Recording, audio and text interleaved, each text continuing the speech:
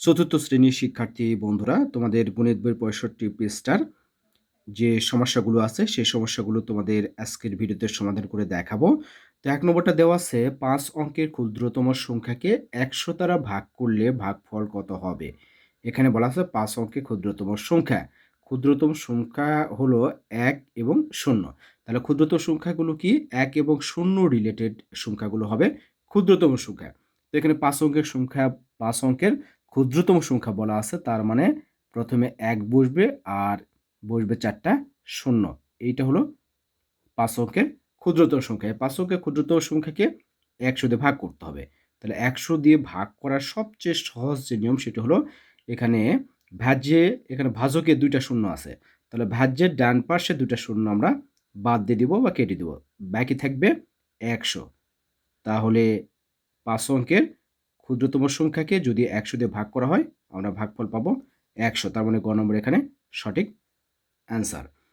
এরপর ২ নম্বরটা দেওয়া আছে ৬৫৭৩ ভাগ ১০০ সমান কত? এই ভাগটিতে ভাগশেষ কত হবে? তো এখানে কত? এখানে ভাগফল কত এবং ভাগশেষ কত বের করতে বলা হয়েছে। তো এখানে ভাগফল দেওয়ার কথা ছিল, বাট এখানে ভাগফলটা দেয় নাই, মিস্টেক করছে। হয়তোবা মিস্টেক করছে, জাস্ট আমরা ভাগশেষটা বের করব। তো ১০০ দিয়ে যেকোনো সংখ্যাকে ভাগ করার সবচেয়ে সহজ যে নিয়ম সেটি হলো আমরা প্রথমে দেখব ভাজকে কয়টা শূন্য আছে। ভাজকে আছে ২টা শূন্য। তাহলে আমরা কি করব? ভাজ্যের ডান দিক থেকে ২টা অঙ্কের আগে আমরা একটা কমা ব্যবহার করব। এই কমার আগের সংখ্যাটা হবে ভাগফল আর কমার পরের সংখ্যাটা হবে ভাগশেষ। তাহলে এখানে আমরা ভাগফল কত পেলাম? ৬৫ আর ভাগশেষ পেলাম আমরা ৭৩। তার মানে এখানে ক নম্বর সঠিক উত্তর। এরপর ৩ নম্বরটা দেওয়া আছে একটি গাণিতিক সমস্যায় ভাজ্য ভাজক সমান হলে ভাগফল কত হবে? ভাগফল হবে ১। এরপর ৪ নম্বরটা দেওয়া আছে ৬২৫ ভাগ খালিঘর সমান ২৫। খালিঘরে কোন সংখ্যাটি বসবে? তো খালিঘরের সংখ্যাটি বের করার জন্য এই ৬২৫ কে আমরা ২৫ দিয়ে ভাগ করব। ৬২৫ কে ২৫ দিয়ে ভাগ করলে আমরা এই খালিঘরের সংখ্যাটি পাবো ২৫। এরপরে ৫ নম্বরটা দেওয়া আছে নিঃশেষে বিভাজ্যের ক্ষেত্রে ভাগশেষ কত হবে? নিঃশেষে বিভাজ্যের ক্ষেত্রে ভাগশেষ সবসময় ০ হয়। এরপরে ৬ নম্বরটা দেওয়া আছে ভাগফল ৫ ভাজক ভাগফলের ৫ গুণ হলে ভাজ্য কত? এখানে ভাগফল দেওয়া আছে, আমাদের প্রথমে ভাজকটা বের করে নিতে হবে। তো এখানে বলা আছে ভাজক ভাগফলের ৫ গুণ ভাগফলের ৫ গুণ। তার মানে এখানে ভাজক সমান হবে ৫ গুণ ৫। তাহলে ভাজক আমরা পেলাম ২৫। এখন ভাজ্য নির্ণয়ের সূত্রটা হলো ভাজক গুণ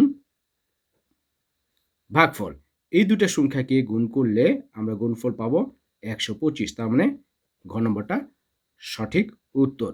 ৭ নম্বরটা দেওয়া আছে ৩৪০ কে কোন সংখ্যা দিয়ে ভাগ করলে ভাগফল ১৭ হবে? এই ৩৪০ কে যদি আমরা ১৭ দিয়ে ভাগ করি তাহলে আমরা কাঙ্ক্ষিত সংখ্যাটি পেয়ে যাব। তাহলে ১৭ দিয়ে যদি ৩৪০ কে ভাগ করি ১৭ দুগুণে ৩৪ হয়, এখানে ২ আর এই ০। তার মানে এখানে সঠিক উত্তর হবে গ নম্বর ২০। এরপরে ২ নম্বর অঙ্ক যেগুলো দেওয়া আছে সংক্ষিপ্ত জাস্ট তোমরা প্রশ্নের উত্তরগুলো লিখবে, এখানে বিস্তারিত লেখার কোনো প্রয়োজন নেই। তো ১ নম্বরটা দেওয়া আছে ভাগশেষ না থাকলে ভাজ্য নির্ণয়ের সূত্র কি হবে? ভাগশেষ না থাকলে বলা আছে, তার মানে ভাগশেষ ০ হলে ভাজ্য নির্ণয়ের সূত্রটা হবে যে ভাজ্য সমান ভাজক গুণ ভাগফল। তাহলে ভাগশেষ না থাকলে ভাজ্য নির্ণয়ের সূত্র আমরা পাবো ভাজক গুণ ভাগফল। এরপর ২ নম্বরটা দেওয়া আছে ২৪০ কে কোন সংখ্যা দিয়ে ভাগ করলে ভাগফল ১২ হবে? তার মানে ২৪০ কে আমরা এই ১২ দিয়ে ভাগ করব। তাহলে ১২ দিয়ে ভাগ করলে হয় ১২ দুগুণে ২৪ আর ০ আছে, তার মানে ২০। ৩ নম্বরটা দেওয়া আছে ৫০০ টাকার একটি নোট দিয়ে ২৫ টাকা মূল্যের কয়টি রং পেন্সিল কেনা যাবে? একইভাবে ৫০০ কে আমরা ২৫ দিয়ে ভাগ করব। তাহলে যদি ভাগ করি ২৫ দুগুণে ৫০ হয়, ৫০ এর এখানে আমরা ২ পাবো আর এখানে কি আছে? একটা ০ আছে। তার মানে এখানে আমরা ২০ পেলাম। ৪ নম্বরটা কি দেওয়া আছে? একটি বাক্সে ২০টি পুষ্পিন থাকলে ৪০০টি পুষ্পিনের জন্য কতটি বাক্স লাগবে? একইভাবে ৪০০ কে আমরা ২০ দিয়ে ভাগ করব। যদি আমরা ভাগ করি তাহলে ২০ দুগুণে ৪০, এখানেও আসবে ২০। এরপরে ৫ নম্বরটা দেওয়া আছে ১ হালি ডিমের দাম ৪০ টাকা হলে ৯টি ডিমের দাম কত? ১ হালি বলতে কয়টি? ১ হালি বলতে ৪টি। তাহলে ৪টি ডিমের দাম ৪০ টাকা হলে একটি ডিমের দাম আমরা পাবো ৪ × ১০ = ৪০, তার মানে ১০ টাকা। তাহলে একটি ডিমের দাম যদি ১০ টাকা হয় তাহলে ৯টি ডিমের দাম হবে ৯ × ১০ = ৯০ টাকা।